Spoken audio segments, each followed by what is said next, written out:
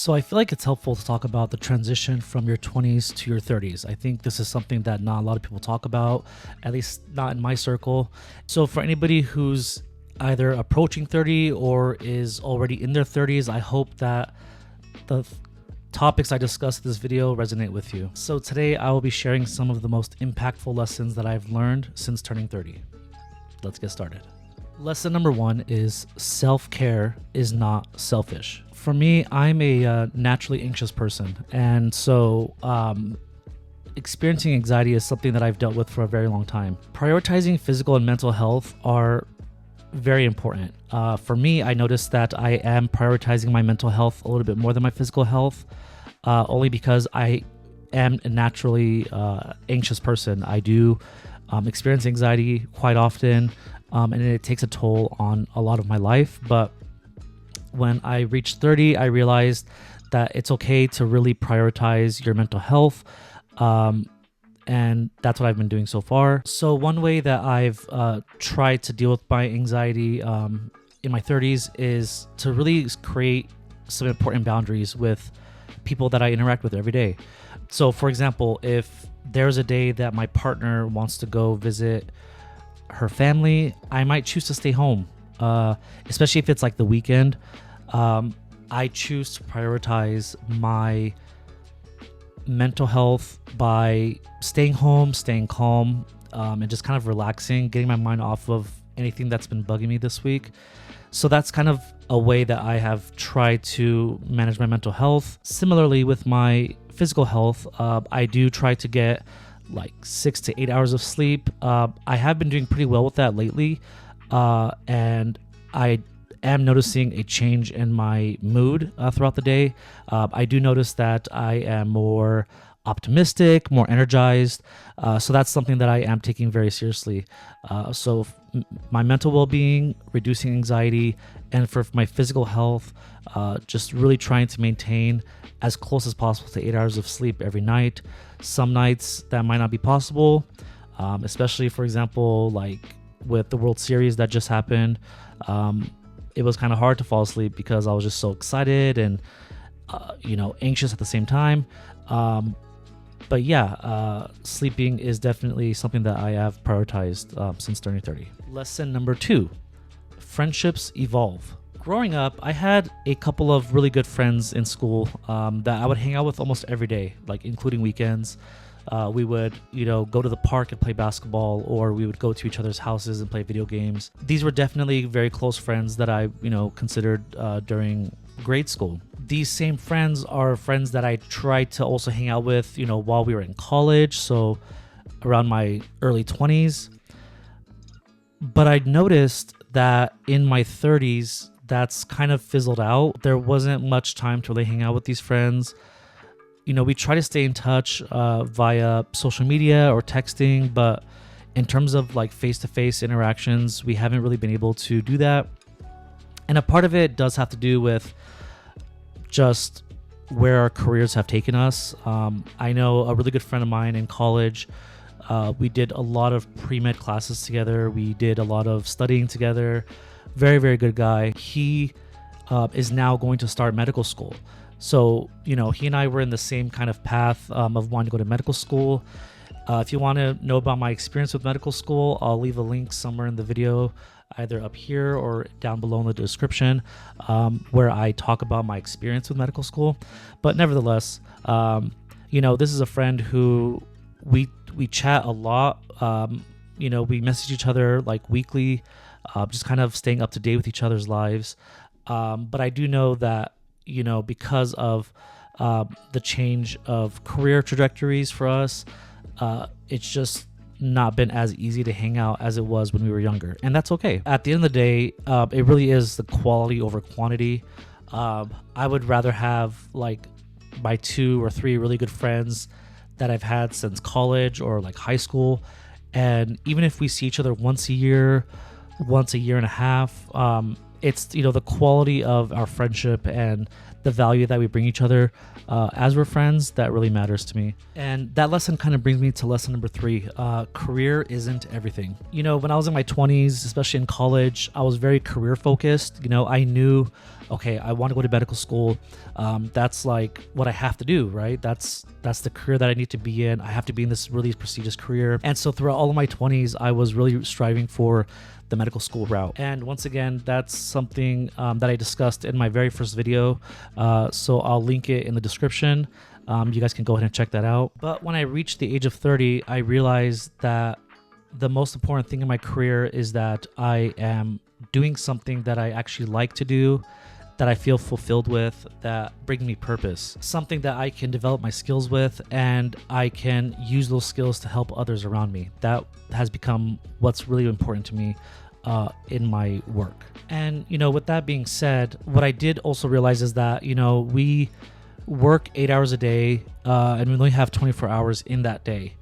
And I think it's really important that just as much effort and time that is put into our like 9 to 5 work, I think it's also important to implement hobbies and passion projects during the other 8 hours that we are awake.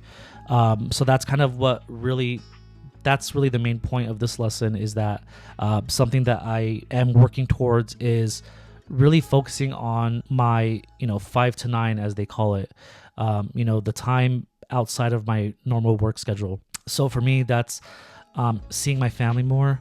I want to go visit my mom and my sisters a little bit more often, whether it's during the weekend or even during the weekday. And of course, this YouTube channel is something that I am working with and trying to build something, outside of my 9 to 5, something that could give me that spark, to work harder and to be the most creative that I could be. Starting a YouTube channel has been a very valuable time for me. I learned more about myself, and most importantly, I've learned more about how to express myself, whether it's in a creative way, whether it's in a thorough manner, just kind of expressing myself and being vulnerable with who I am. And I'm really grateful for that. So that's the passion project that I will most likely be working on for my 5 to 9. And, with this YouTube channel, I am learning a lot more about video editing and the tricks and little shortcuts that you can make to make the video editing process a lot more smoother. These are things that I have really enjoyed since starting this YouTube channel, and I look forward to continuing this channel for as long as I can. All right, lesson number 4. Managing money is key. Now, we all know that debt is bad, but I think since turning 30, and especially just being done with college, being done with my master's program, I've learned that, debt is bad, yes, but there are some debts that are not as bad as other debts. Now, before I continue, I just want you to know that this is not official financial advice. Please do not take what I'm saying about finances too literally. This is just my opinion and the route that I'm taking with my finances. If you want to learn more about your financial situation, please seek out a financial advisor. Thank you. Right now, the debts that I usually or pretty much have, is student loans, my car, and some credit card debt. And I'm learning that what's really important to me is paying down the debt that is like the harshest, right? And what I mean by that is what is the debt that if a credit bureau were to look me up, or if I needed to pull out another loan, what's the one debt that would have the largest impact on my credit history or credit worthiness, I should say. And for me, that is the credit card. So I've kind of learned to balance out the notion that yes, all debt is bad, but there's some debt that needs to take priority in terms of getting rid of. And so for me, that's credit cards. That's something that I've kind of learned to accept, that I will be carrying debt with me, hopefully not for too much longer, but what's most important is how I prioritize it and how I seek to get it all paid off in a more efficient manner. 2 major goals that I have are increasing my investments and saving up to buy a home. So when I have a lot of debt that I'm paying off every month, it kind of takes away from the opportunity to add more money into those, accounts of my retirement investing, my personal investing, and my savings. So that's why I feel like there's certain debts that I have to prioritize, which is like the credit cards, so that I can be able to put more money into the investments and the savings.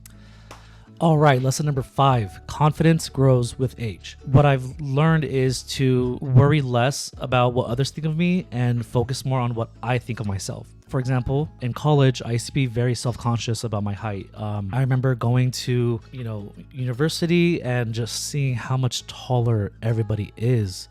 And maybe because at my local community college, students weren't as tall, so I didn't notice that much about me.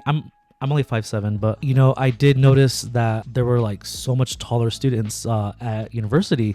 And I remember that used to kind of make me like really self-conscious, and I felt a lot less valuable because my height wasn't as tall as everybody else. But now that I'm in my 30s, I've learned to just, accept my height and accept myself in general. And it hasn't really bothered me as much anymore. It's something that I just accept for myself, and this is who I am, and there's a lot more features about me that I'm happy about and that I can be proud of. And last but not least, lesson number 6, appreciate the little things in life. Our time on earth is numbered, and we really don't want to waste so much time being angry at the world or being sad about the world, and especially like during heightened political climate that we're in right now with the election coming up. It's just not worth letting any of the anxiety or fear that is just spewed at us to hold us back and appreciate the life that we are living right now. Whether it's like playing cards with my partner's mom, or just grabbing some ice cream on a random Wednesday night, right? These are the little things that I used to not really appreciate when I was in my 20s, but now that I'm in my 30s, these are things that I do appreciate more, and I cherish these moments that I have with my loved ones. So there you have it. Those are the 6 lessons that I've learned in my 30s. It's really been an interesting journey for me. I am looking forward to what the next 9 years have in store for my 30s, and I think what's important for me is just to enjoy the journey and to like embrace any like learning lesson that may come about. Something that's really crazy to me is that like since turning 31, I realized like, wow, I've already lived 31 years of my life, and it's already felt like so long. I already felt like there's just been a lot of like rich experience and milestones that I've reached in my life. And to think that was only 31 years, knock on wood, if I get another 40, 45 years on this earth, I mean, we're not even halfway done, right? So that's just really, really exciting to think about, and it really puts things in perspective. Like maybe I'm not as successful as my peers who have already bought their first home, who have started a family. We all have our different timelines. We all have different goals. And it's okay if you're not where your friends are right now. And it's okay if you might feel like you're behind. You're really not. You're exactly where you need to be. And the most important thing, I think, is to just enjoy the journey and accept that your journey might be different than others, and that's okay. So I want to thank you all for watching. And hey, if you are in your late 20s, early 30s, if there's a life lesson that you may have learned that I didn't cover in this video, please go ahead and leave your thoughts down below. I would love to hear what others think and any other lessons that you might be able to share with the community. So thank you again for watching. If you like this video, please give it a thumbs up. Don't forget to subscribe, and I will see you in the next video. Take care.